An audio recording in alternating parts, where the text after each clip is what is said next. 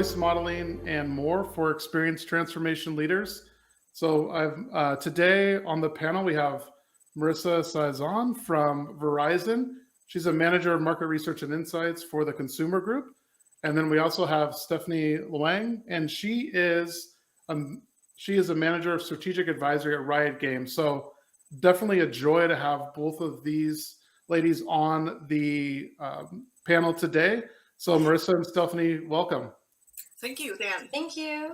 Awesome. Great. So, just to kind of tee up our discussion today, what we wanted to do is really have a way that to talk about I think, advanced research methodologies and to kind of focus it. I know we can probably get pretty expansive, but to specifically talk about MaxDiff, conjoint, and those methodologies. We'll talk about best practices, use cases. Obviously, we have two premier companies here and they can give some great examples of how they're thinking about it, some ways to use these that if even if you aren't familiar with it, maybe some ways you can dip your toes in the water. So I guess let's start out easy here, or maybe it's easy, we'll find out. Stephanie, why don't we start with you here? How do you decide when to use max diff or conjoint? Yeah, I think it depends for me on a few things. First one, most obviously, is what I'm trying to do. Hmm. And second is kind of how complicated is that decision, right? So putting your self in the mind of the consumer, how difficult is this decision for the consumer? Because ultimately, that's what you're trying to better understand is what their decision is. If it's a decision where you find yourself being like, well, it depends on all these different factors, that kind of signals to me that you're probably better suited off with a conjoint. Hmm. But if it's something that you feel like as a consumer of a product, you'd be able to answer immediately, like, oh, I prefer this over this, or without a lot of qualifications, then that's when I generally choose a max diff, quick and dirty. Got it. Got it. I think that makes sense. Marissa, what about you in terms of how you just excuse me, I'm getting a little tongue tied here. How do you decide when to use max diff or conjoint? I'm going to echo Stephanie's comments, but where I typically start is to try to fully understand what business problem my internal clients are trying to solve. So internal clients Hmm. would be my coworkers inside Verizon. And having understood the problem that they're trying to solve and the information we want to get out of the consumers, I would look at what would be the expected outcomes. What type of answers do we need in order to solve that business problem? And then shortly after that, then I can decide would max diff be the right approach or would conjoint be the right approach? And my professional and personal point of view is that the simpler methodology, the better. But as Hmm. Stephanie said, if the business problem is quite complex, then you end up using a much more complex methodology, in which case you might resort to conjoint versus a max diff. Got it. And I think that makes sense. And definitely, I think both of you had the some of the similar answers there. I think one thing that's sort of interesting is obviously we like these max diff and conjoint question types, and there's different areas to and different reasons why we should use those. But when you're like and obviously both of you are doing research for Riot Games or Verizon at large, what in terms of do you think people understand outside of your insights teams, like what is a conjoint, what is a max diff, and then if it's no or yes, I guess how do you then like explain that to people, or what data are they looking at? Marissa, maybe we'll start with you, and then Stephanie, we can definitely get your take as well. I would make a very bold assumption by saying yes. My internal clients that are outside of the consumer research world do understand it, and Hmm. if because if they don't understand the methodology, you lose credibility, and the results that you bring Hmm. forward are also not credible and very difficult to understand. So fundamentally, us researchers like Stephanie and myself, we tended to get into the weeds and we're so geeky, we're like nerds in terms of we can talk forever about, the utilities and MaxDiff and everything, but for the ordinary person, you have to speak in English, and that's very Hmm. important. And I also use simple examples. So what's perfect about MaxDiff and conjoint is I use the analogies about putting together an outfit. or selecting items from a menu. And so then it shows them these are the type of trade-offs that consumers are making. And so this is what conjoint and MaxDiff are doing. And so I frame it in a situation that they will fully understand. And then explain to them, okay, here are the results.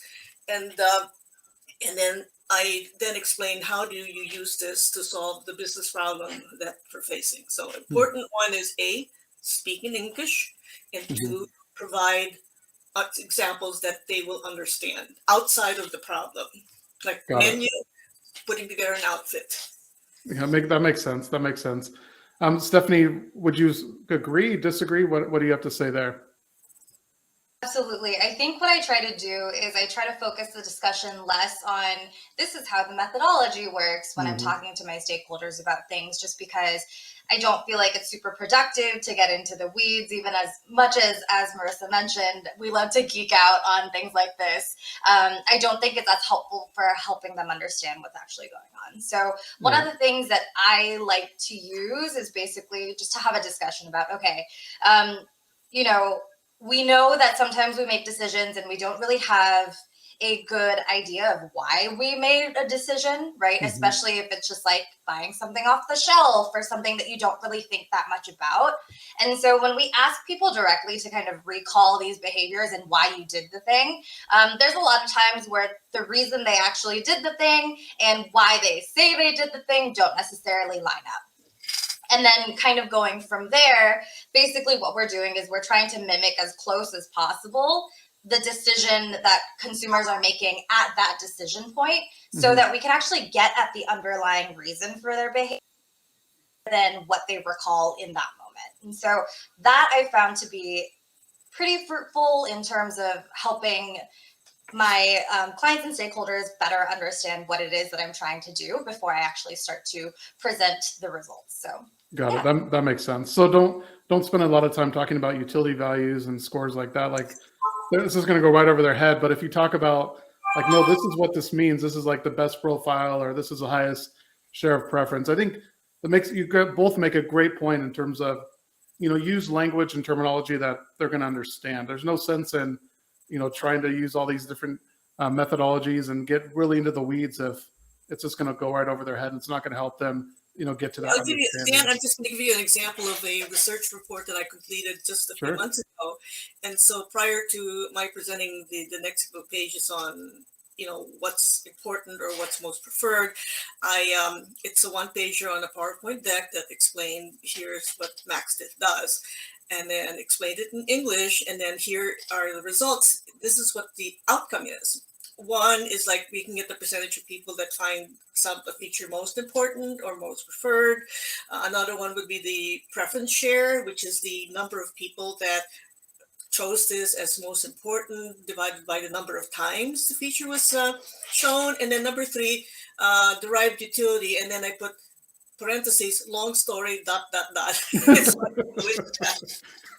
never reported that information. Yeah, right. You almost need like the TLDR on some of this stuff, I guess, right? Like, just give me what I need to know, and then we can move on. But I like that point. That's funny.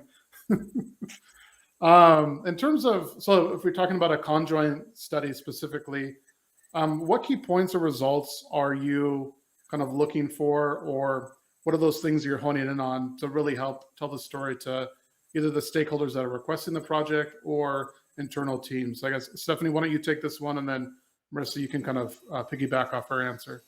Yeah, definitely. I think when doing conjoints, I actually really like to play around with the simulator just so I can best take into account all the other factors that I wouldn't necessarily put into a conjoint. So for example, if I'm doing like a feature type of study where I'm trying to optimize features, there's a lot of stuff in there that I would not actually put consumer facing, but is actually really core to our decision-making process. Things like cost to build, what technical overhead we might have, the time it might take for us to build, how difficult that might be for our internal processes.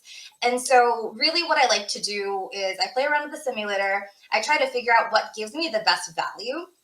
So that's why I really like looking at each of the attribute utilities and the importances for each of the attributes, so that I can better understand the trade-offs if I were to pick one profile versus another, with all these other things in mind that don't necessarily make it into the study.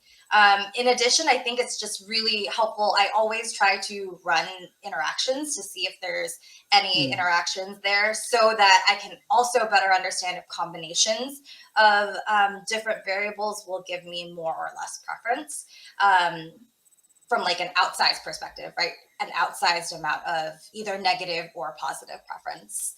So that's generally what I like to point out and kind of present it like that to stakeholders too, just to be like, hey, these are the specific trade-offs you'd be making, and this is how it might impact you. It really brings the conversation less abstract and more into like what you can actually do about it. Yeah, no, that's interesting. Real quick, you brought up an interesting point, I think, in that it's not only the results that you collected, but you're also taking into account the different business and what you know in terms of, if I recommend this is going to take a long time and it's not going to go well. So you do have to really take into account those internal factors that you know about and pair it with the data that's collected. So I just thought that was a really interesting point. And then Marissa, how about you? What in terms of conjoint, what key points or results are you looking for? I think first it's important to understand the differences between doing a MaxDiff versus a conjoint. A MaxDiff only takes a look at single features, and people make trade-offs among single features, and you just simply get a rank ordering of preference or importance of a list of features.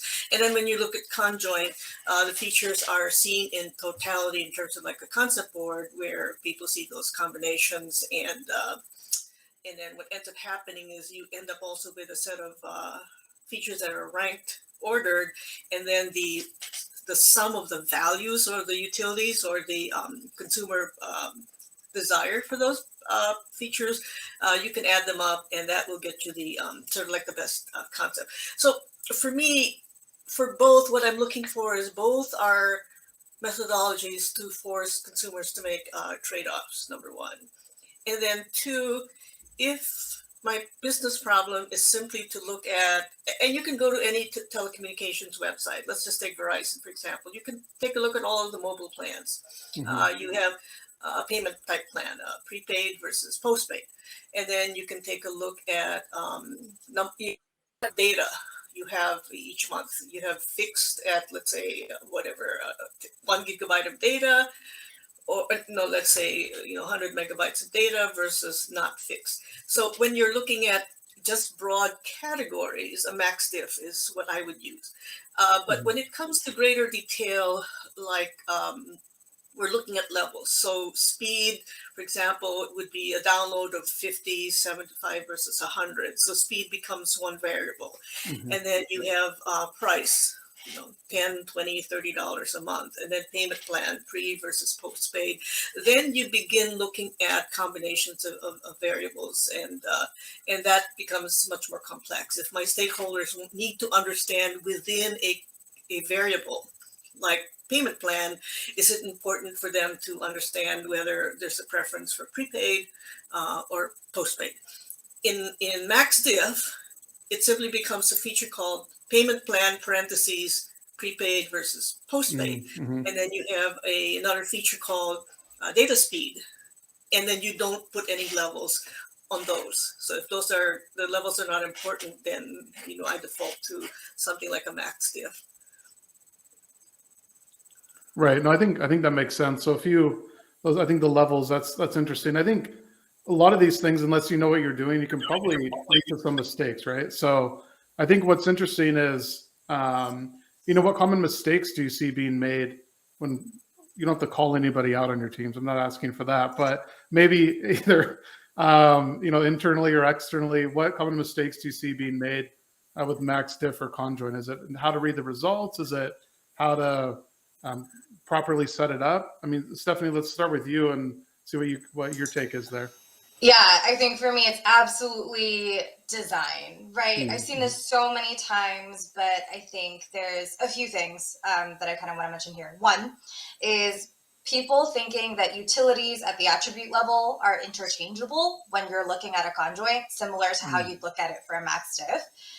Right. So one, just really understanding that, like, hey, each attribute, the levels are not interchangeable. You can't look at the utilities for this level for this attribute and then compare it to the utility for an attribute or a different attribute, right? So that's like one. Two, I think is just overcomplicating your design. I think that a lot of times, because how useful a conjoint is, we tend to try to throw everything in there just to be like, well, we'll throw everything in there, we'll see what pops.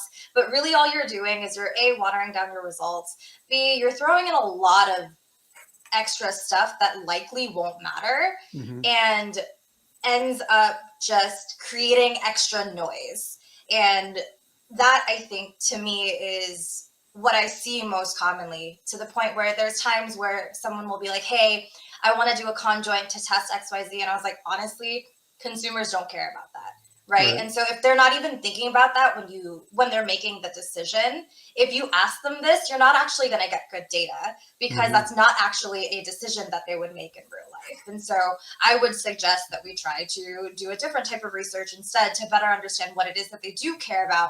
And then when we do that, we can then assess the trade-offs. But otherwise, I think whatever decision you make on this specific thing won't necessarily be largely impacted by what the consumer is going to say. So Right. I think just overcomplicating your design, I think I'm such a proponent of a lean design that's well thought out, well thought through. That's how you get the best results. Got it. And I think that's a great point. And then Marissa, would you say design as well or something else? Well, I'm going to first start out with mistakes that both the folks on both sides of the table make, which Okay. is the researcher, myself, and the internal stakeholder.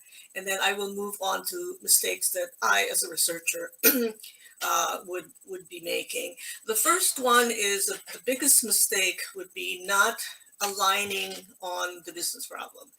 I use a form in Verizon, which is a request for research, easily filled. It's a one-pager requesting my stakeholder to, what business problem are you trying to solve? Give me a situation analysis so that I can get an idea of what's going on and why this problem, it puts the problem into context.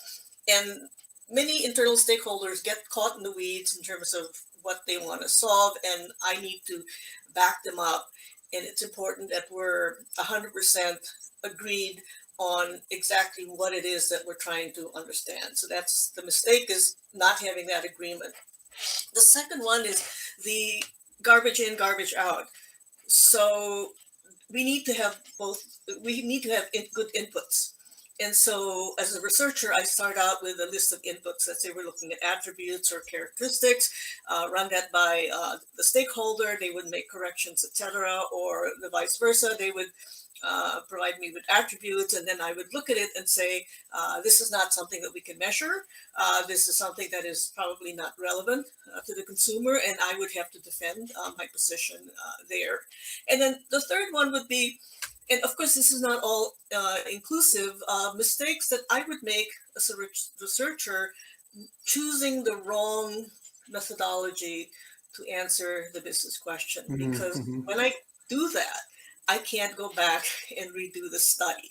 So I have to be smart enough to know that I'm using the right tools, and they will have to trust me to do that. Frankly, what irks me is you will have a stakeholder that says, I want you to do research on this, but I want you to use conjoint. So I kind of have them step back and say, let's start first with what you're trying to solve, rather than telling me, I want you to do research on this topic.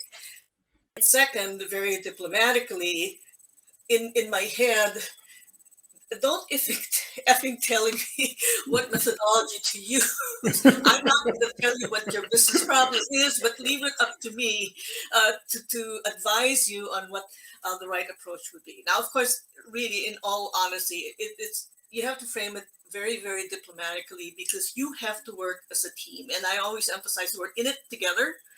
And trust me that I'm not making a mistake in choosing methodology. I will admit to you that I have had one or two studies when, in retrospect, I should have said, you know what, I probably should have asked this question and I missed this.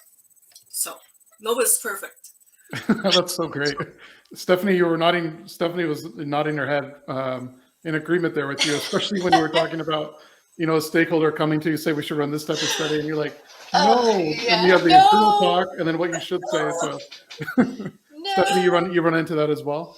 I think way less so at Riot. I feel super lucky that I generally am trusted to kind of use my expertise, but certainly in the past when I was on the vendor side of things, that was often a discussion that came up. Nice. I guess, we're kind of going back up. We talked a lot about MaxDiff and conjoint, but obviously there's other advanced research methodologies. We don't have to touch on them all, but what do you think? Let's start with Marissa on this one. What are some advanced methodologies that researchers should consider utilizing in their research? Nowadays, I don't know how advanced methodologies are, because there's only so much that you can do. But in the last 15 or so years, one of the things that I like is using neuroscience to get consumer feedback, but that always has to be followed up with both qualitative and quantitative research. The principles of neuroscience allows you to measure how your brain starts sparking, and it allows you to measure both positive and negative reactions from a cognitive and emotional level, but it tells you the what and not the why. So you combine that with traditional research. The other one, again, that's been popular, and again, this is not new, is incorporating within studies or survey questions principles of behavioral economics. The belief that consumers are not necessarily rational in their decision-making process, and so you don't really ask them to make trade-offs. You look at the influence of risk-taking, for example, the influence of crowdsourcing or brand popularity. So they would prefer a brand because they know, a lot of people buy that brand, it must be good. So that would be my preference. So these other things that go beyond what economists would consider rational decision making. Then the other one is, I really like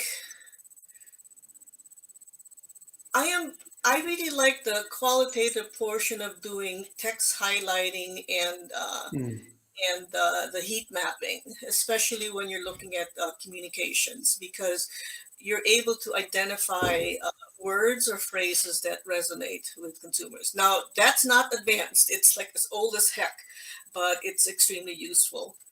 Right. And I think that makes sense. And Stephanie, what about you? I know you're not in your head when Marissa was talking about heat mapping and so forth. So I'm guessing that's one of them. What are some other ones that you would recommend?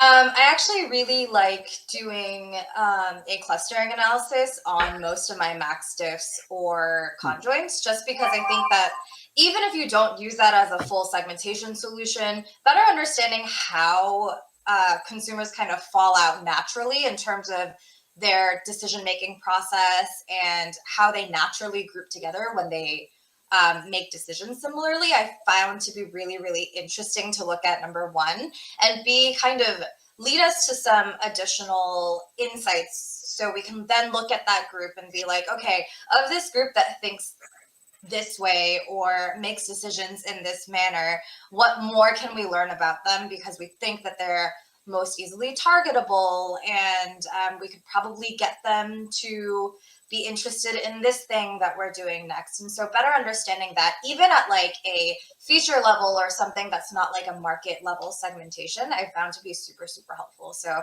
I'm a sucker for clustering analyses. Prefer latent class, but yeah. Nice. Okay. So we got cluster analysis, heat maps, neuroscience. I like it. A few more questions here for Marissa and Stephanie. If you guys have questions that you want to ask, feel free to put them in the chat here, or there's also an area where you can ask questions and pose those questions there. We'll probably have some time to mix in some of those, depending on how these next few questions go here. So I guess, without giving away too much, Marissa, can you loosely talk about a study and the outcome? That is, how did it help achieve a good or positive business outcome in terms of running like a MaxDiff, conjoint, or one of those more advanced question types? The answer to your question is no. I Okay. can't. Well, because like I said, I want to qualify my participation is what I talk about are like my own personal and professional points of view, and they don't reflect Verizon's Sure. business point of view. But I was kidding about no, I can't talk anything loosely. But again, go to any telecommunications website. So if you observe the various data plans and payment plans that are out there, and you can then see how a MaxDiff or a conjoint might work. Loosely, we know that there are different types of consumers out there. You have people who are tech savvy along the spectrum of early adopters to late adapters, or low users of internet versus very high users of internet. So if you look at that spectrum, these consumer groups will have different needs and are seeking different benefits. And so when you understand the relative sizes of those different consumer groups, you then have to understand what features would be more important to them, relatively speaking. So a high user of internet, you would see that they're engaged in the social media, they're doing gaming, etc., and doing a lot of activities and streaming. So you might decide that if I'm offering you a data plan, I might throw in a free three-month subscription to a streaming service. And like I said, you're seeing that on the website. But then you might have a customer who will only use the internet to Google search or to check their emails or what have you. So that is an individual where you would offer a plan that doesn't include subscriptions to any of the streaming services, and provide them with a monthly payment plan, or you provide them with a free phone, but it's a flip phone rather Right. than a smartphone. I'm being facetious there. So loosely, that's the type of work that you'd be doing in this space. Like I said, just look at the websites of telecoms. And I myself, I sometimes can't understand what's available, so I go to I go to the store and ask them, here's what I use the stuff for. Tell me what you got, and I want to know how much it's going to cost me. Right. No, I think that's helpful. That's super helpful. Stephanie, I know I don't want to put you on the spot, but maybe you have a similar answer to Marissa's, but let me know your I thoughts. can actually share a little bit at a super high level about a specific study that I've done. Perfect. So super loosely, we used a conjoint followed by a MaxDiff to generally concept test for our games, obviously blinded, but the conjoint really served a purpose to, let's say in a nutshell, help us understand what are the drivers of interest when it comes to choosing a new game that comes out in the market, right? So we'll throw in stuff that we feel like probably matters to this decision, like what type of game it is, who makes the game, what platforms is it available on. And so the conjoint was largely focused on, okay, in new game worlds, what are the things that make you more or less interested in making a choice to play a new game? We followed that up with a MaxDiff because obviously looking just at new games, that's not representative of the choice that consumers are actually making. They have the choice to play a new game or play an existing game, or really to do something else. And so what we did is we threw in a bunch of fixed concepts, mixed them in with existing titles, and put that into a MaxDiff. So this would help us understand how different concepts would stack up against things that are currently in the market, as well as help us understand what about a concept is generally more or less appealing, what decisions are largely made off of, and stuff like that. So we ran that in 15 different countries. Wow. In preparation for our game launches that happened in 2020. And so this is a methodology that we generally do tend to use in order to gauge interest and stuff like that. No, that's interesting. Wow, 15 countries. It was a lot. You were like nodding your head like, well, that's a lot. So no, it is. That's amazing. So Stephanie, when can we expect new games in 2021, second half, or fourth quarter? Unfortunately, I'm not part of the R&D team, so I don't know when that will actually be. The Marvel games, or like Assassin's Creed or something. Stephanie, do you think, is that pretty common where you run a conjoint study and then you follow it up with a MaxDiff, or is it pretty common, or is it unique? I think this one in particular was really unique because we were trying to do multiple things with it. And so that's how we ended up splitting up what we would do. And fortunately, we were able to then keep it in the same study, which I think makes sense from the mind of a consumer. Generally speaking, we do combine research methodologies a lot depending on what we're trying to do, but that could be like, I'm going to do 2 MaxDiffs, right? Or, a conjoint plus like a canal model. There's just a few different ways that we kind of combine it depending on what we're aiming to do. Oh, that's interesting. And then Marissa, do you do the same as well, like combining like conjoint MaxDiff, or run a couple conjoints and MaxDiff in a study? Like I said, Dan, my approach is to try to use the simplest methodology as possible.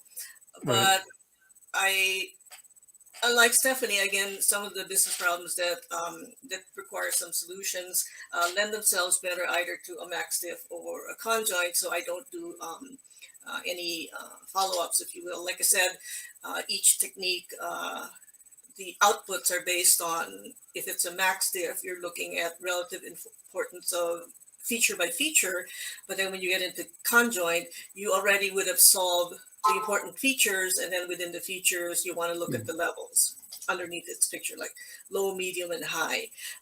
But ideally, if you wanted to solve that simultaneously, then you go to conjoint right away.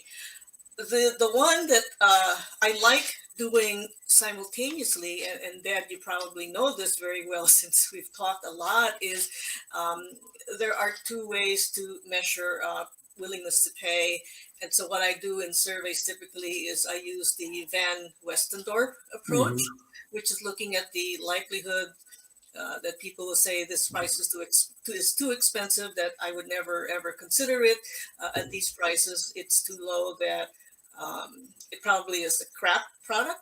And then, of course, the ideal intersection would be what we would call the optimal price, and there's a low and high range. I follow that up with the Gaber-Granger, which is a series of questions. You have a beginning price and a maximum price, and you simply ask people, your consumers, would you be willing to pay this much for product X? And then you iterate. If they say yes, then you go to the next higher price. So what it gives me is a reference point for what people are willing to tolerate with Van Westendorp, albeit imperfect, and every research is imperfect. And then the second one would be then kind of looking then at the demand sensitivity.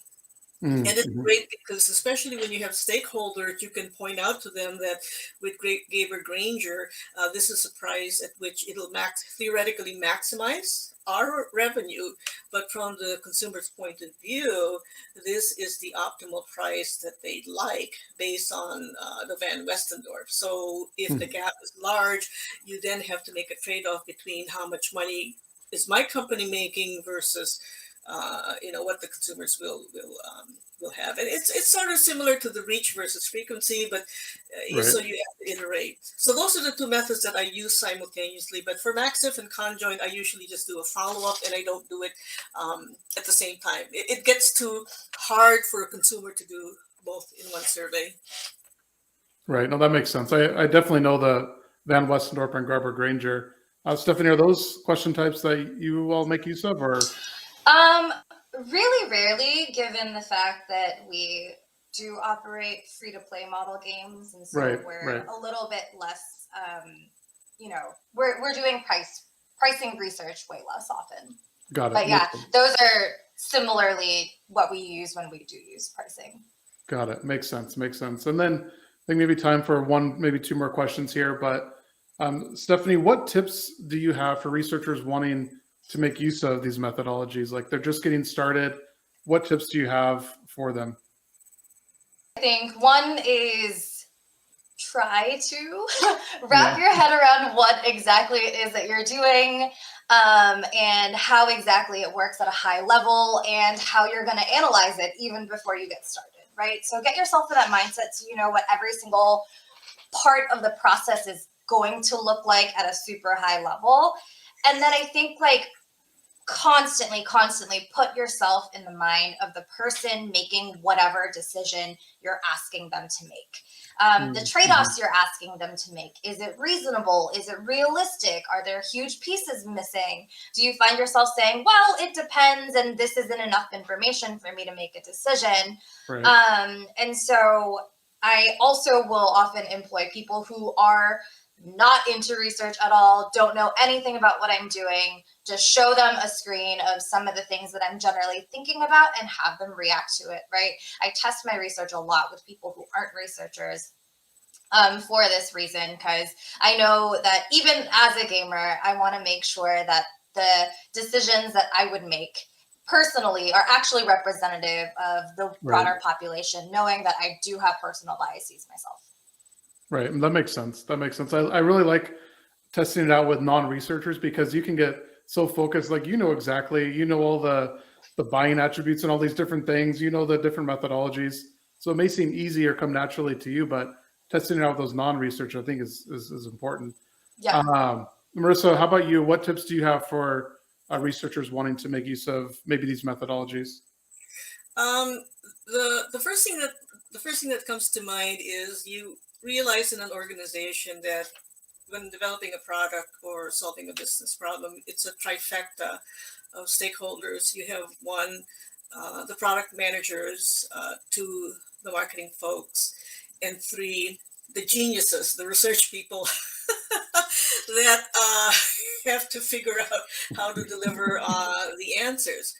But having said that, the biggest tip I have for researchers, and I'm not always successful in this area, is one, listen, listen, listen to your stakeholders. Pin everybody down on what consumer problem are we trying to solve, and why is this important to the business? And before you move forward, you have to have alignment across the different stakeholders. Then it's your responsibility as a research person, it's your area of expertise.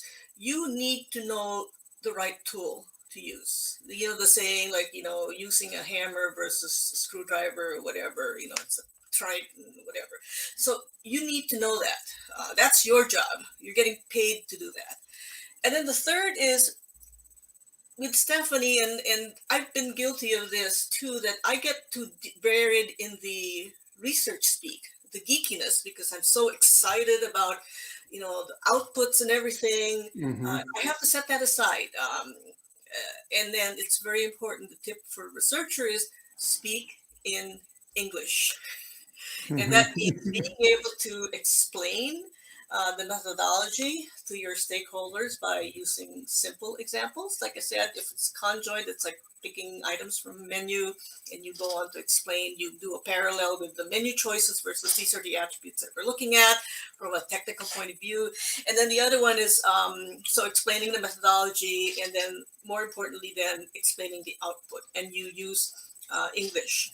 I don't talk about utilities. I talk about this is, well, it's something called a utility.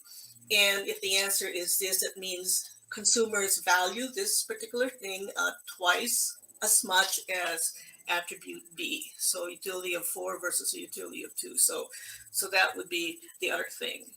That researchers sometimes get too buried in the methodology and the statistics behind it. Your stakeholders would like it, I think. It adds to your credibility, but if you cannot talk to them and explain it to them, then your credibility is lost. You become seen simply an academic, and you're not business savvy. And that's not what the business is looking for. You have to combine both. Yeah, I think it's actually an art form, right? It can be able to combine both, like the wear your data hat and your analytical mind, and then you also have to tell the story around it too, right? And put in words everybody understands. So I think, no, those are great tips. We had one question come up. Tracy Stark asked, do you ever use IAT as part of your methodology? So I think the, implicit association testing, do either of you ever use that at all, or does that not really come up? Often in the type of research that we do, but I think we've explored so many different types of research experimentally, because we're also lucky that our stakeholders give us that leeway to be like, Right. I kind of want to try this thing this time.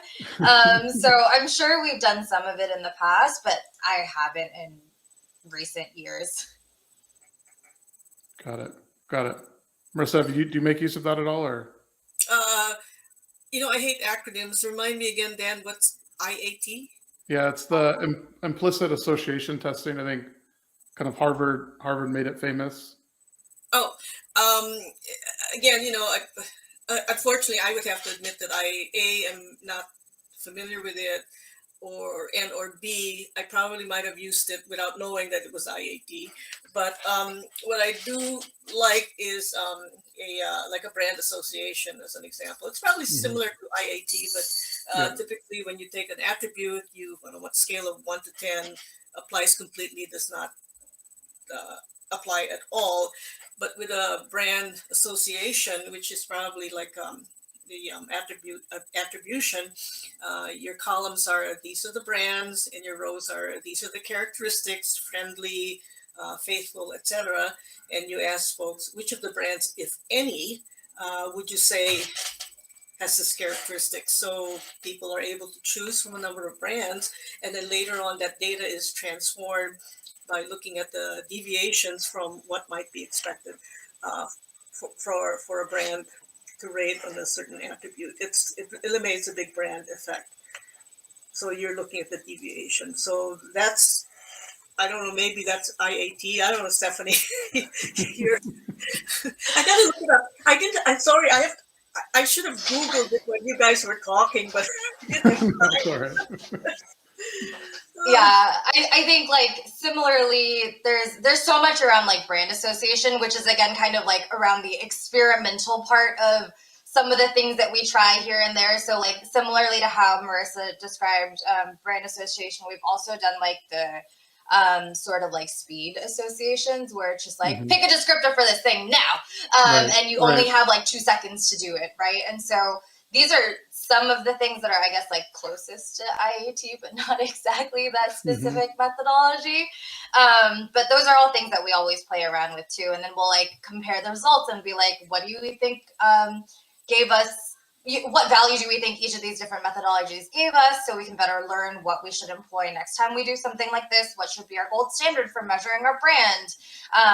That kind of stuff is stuff that we're always experimenting with and working with. Right. That's fun. Well, we're just about up on time here, so I think we can call it a wrap. Marissa and Stephanie, thanks so much for joining this panel today. I know everybody found it insightful. If you want more, feel free to reach out to Marissa or Stephanie on LinkedIn. I know they're both on there. If you have questions, feel free to reach out to me as well. So with that, thanks, Marissa. Thanks, Stephanie. Really appreciate it. Thank you. And Stephanie, it was nice meeting you virtually. And likewise. Dan, thank you very much for the invite to join this panel discussion. Everybody, My pleasure. Take care and have a good rest of the afternoon. Thank you so much for having us. Have a good one. Awesome. Thank you. Bye-bye. Bye.